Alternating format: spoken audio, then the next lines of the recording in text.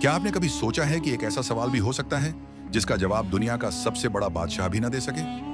जी हाँ, ऐसा ही एक सवाल हुआ था जब एक महान बादशाह के सामने दरवेश सरीखे बुजुर्ग बाबा फरीद खड़े हुए और पूरा दरबार सनसनीखेज खामोशी में डूब गया।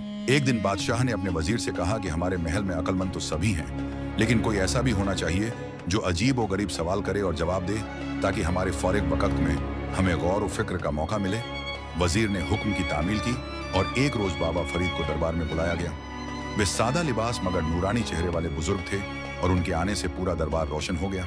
सब उनके अंदाज और गुफ्तगू से हैरान रह गए। कुछ दिन वे सवाल जवाब करते रहे, कभी हंसाते और कभी सोचने पर मजबूर करते। मगर फिर एक दिन बादशाह सख्त बीमार हो गया और हकीम आजिज आ गए, तो बादशाह ने आखिरी बार बाबा फरीद को बुलाया और कहा, बाबा फरीद, आज तुम मुझसे सवाल करो ताकि मेरा दिल बहल जाए। बाबा फरीद मुस्कुराए और पहला सवाल किया, बादशाह सलामत, मौत के बाद आप कहाँ जाएंगे? बादशाह कुछ लम्हे खामोश रहा और आहिस्ता से बोला, अपने मालिक के पास। फिर बाबा फरीद ने दूसरा सवाल किया, वहां आप कितने दिन कयाम करेंगे? बादशाह ने जवाब दिया, हमेशा हमेशा के लिए। अब बाबा फरीद ने तीसरा सवाल किया, तो जनाब, जहां हमेशा रहना है वहां के लिए क्या इंतजाम किया है? खाने, आराम, सुकून सबका बंदोबस्त कर लिया है?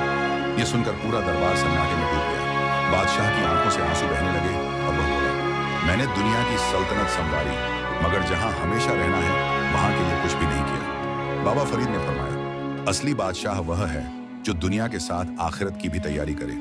दुनिया का ताज उतर जाएगा मगर दिलों की बादशाहत बाकी रहेगी। उस दिन के बाद बादशाह ने अपनी जिंदगी बदल दी।